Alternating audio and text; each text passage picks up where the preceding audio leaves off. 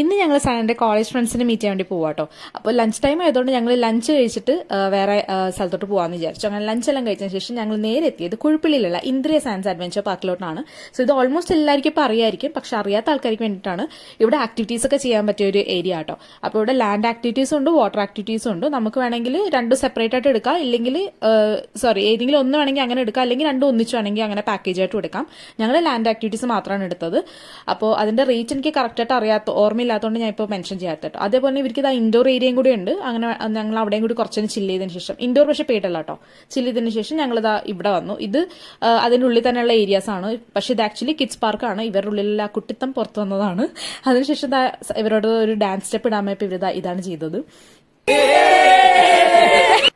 അപ്പോഴത്തേക്ക് ഒരു ഈവനിങ് ഒക്കെ ആയതുകൊണ്ട് ഞങ്ങൾ ഓപ്പോസിറ്റ് തന്നെ അതിന്റെ ബീച്ചായിരുന്നു. അപ്പോൾ ബീച്ചിലോട്ട് പോയപ്പോഴത്തേക്കും ഒരു കുതിരേനെ കണ്ടു.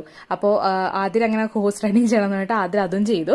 അതിനുശേഷം ഞങ്ങൾ ചായയും കടിയൊക്കെ എല്ലാം കഴിക്കാൻ വേണ്ടിയിട്ട് തൊട്ട് പുറത്ത് തന്നെ ഒരു ഷോപ്പ് ഉണ്ടായിരുന്നു. അങ്ങനെ ആ ഷോപ്പിൽ പോയിട്ട് കുടിച്ചു. എൻ്റെ പൊന്നോ, നല്ല അടിപൊളി റിഫ്രഷിംഗ് ആയിട്ടുള്ള സർബത്തായിരുന്നു. അങ്ങനെ ഞങ്ങൾ അതെല്ലാം കഴിഞ്ഞിട്ട് ഞങ്ങൾ നേരെ വീട്ടിലോട്ട് പോയി. സോ അത്രേ ഉള്ളൂ. അപ്പോൾ ബൈ, നെക്സ്റ്റ് വ്ലോഗിൽ കാണാം.